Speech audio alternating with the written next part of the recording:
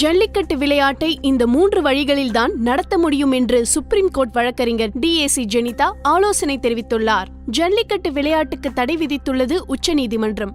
ஜல்லிக்கட்டுக்கான ஆதரவு குரல் தமிழகம் மட்டுமல்ல, வெளிநாடுகளிலும் கேட்டு வருகிறது. குறிப்பாக சென்னை மெரினா, கோவை, மதுரை, நெல்லை போன்ற ஊர்களில் மாணவர்களும் பொதுமக்களும் ஜல்லிக்கட்டுக்கு ஆதரவாக தொடர்ந்து போராடி வருகின்றனர். ஜல்லிக்கட்டு ஆதரவுக்காக நடந்து வரும் போராட்டங்களை வரவேற்றாலும் சட்ட ரீதியாக ஜல்லிக்கட்டுக்கு அனுமதி பெற 3 வழிகள் மட்டுமே இருக்கின்றன என்கிறார் சுப்ரீம் கோர்ட் வழக்கறிஞர் டிஏசி ஜெனிதா.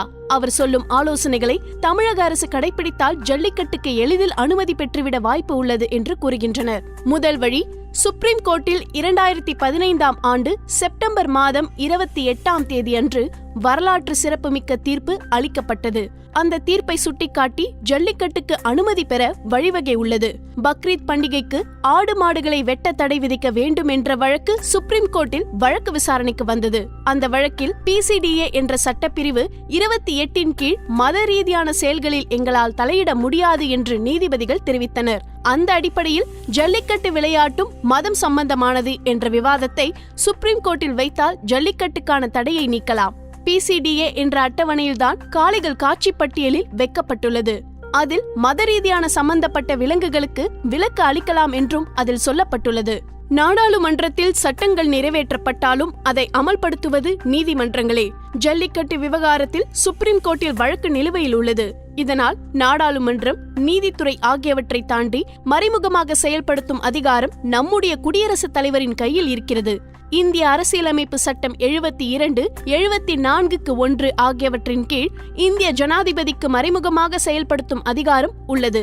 இந்த அதிகாரத்தை பயன்படுத்தி ஜல்லிக்கட்டுக்கு சிறப்பு அனுமதியை ஜனாதிபதி வழங்க முடியும். மூன்றாவது வழி, ஜல்லிக்கட்டுக்கு அவசர சட்டம் கொண்டு வந்தால் அதையும் சுப்ரீம் கோர்ட் செல்லாது என்று அறிவிக்க வாய்ப்புள்ளது. நம்முடைய இந்திய அரசியலமைப்பு சட்டம் 1950 அட்டவணை 9 வழிவகை உள்ளது. அதாவது இந்திய குடிமக்களுக்கு பகுதி 3 வழங்கப்பட்டுள்ள அடிப்படை உரிமைகளை மீறாத வரையிலும், அரசியலமைப்பு சட்ட அடிப்படை கட்டமைப்பை மீறாத வரையிலும் அந்த சட்டத்தை கேள்வி கேட்கும் அதிகாரம் சுப்ரீம் கோர்ட்டுக்கு இல்லை. நில சீர்திருத்த சட்டத்துக்காக 1951 அப்போதைய பிரதமர் ஜவஹர்லால் நேரு இந்திய அரசியலமைப்பு சட்டம் 31A கீழ் 31B என்ற சட்டப்பிரிவை உட்புகுத்தினார். அந்த சட்டத்தின் கீழ் ஜல்லிக்கட்டுக்கு அனுமதி பெற வழிவகை உள்ளது. இந்த வகையில்தான் பல வரலாற்று சிறப்புமிக்க தீர்ப்புகள் கிடைத்துள்ளன.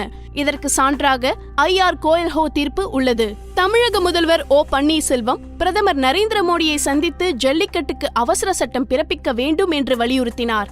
ஆனால் நரேந்திர மோடியோ இந்த விவகாரத்தில் உடனடியாக எதுவும் செய்ய முடியாது என்று கைவிரித்து விட்டார். இந்த சமயத்தில் தமிழக அரசு என்ன செய்ய வேண்டும் என்ற கேள்வியை ஜெனிதாவிடம் முன்வைத்தோம். அதற்கு அவர், மறைந்த முன்னாள் முதல்வர் ஜெயலலிதாவின் சொத்து குவிப்பு வழக்கில் ஆஜராக மூத்த வழக்கறிஞர் பாலி நரிமன் நியமிக்கப்பட்டார். அதுபோல ஜல்லிக்கட்டு வழக்குகளிலும் சிறப்பு வழக்கறிஞர்களை ஆஜராக்க வைக்க வேண்டும் என்று கூறியுள்ளார். தற்போது நடந்து வரும் மாணவர்களின் போராட்டம் சுப்ரீம் கோர்ட்டுக்கு எதிரானதா என்ற கேள்விக்கு அவர் கூறியதாவது, இந்த போராட்டத்தை நடத்த சட்டத்தில் வழிவகை உள்ளது. இந்த அறப்போராட்டத்தில் ஈடுபடுவோர்கள் அறவழியிலேயே தங்களது போராட்டத்தை கொண்டு செல்ல வேண்டும். மேலும் அந்த போராட்டத்தை கூட்டு பேரமாகவும் உரிமையியல் கீழ்ப்படியாமை போராட்டமாகத்தான் பார்க்க வேண்டும்.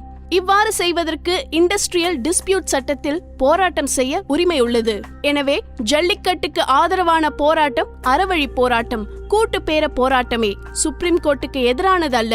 சுப்ரீம் கோர்ட் தீர்ப்புகளில் உள்ள சட்டத்தையும் உண்மைகளையும் அலசி ஆராய்வதற்கு நம்முடைய அரசியலமைப்பு சட்டத்தில் பிரிவு 19 கீழ் பேச்சுரிமை என்ற அடிப்படை மனித உரிமை உள்ளது. எனவே இந்த போராட்டத்தை நீதிமன்றத்திற்கு எதிரான போராட்டமாக பார்க்க முடியாது.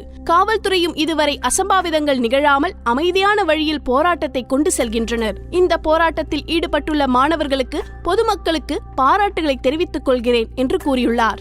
மேலும் இதே போன்ற சுவாரஸ்யமான செய்திகளை தெரிந்து கொள்ள சுட சுட சேனலை சப்ஸ்கிரைப் செய்யுங்கள்.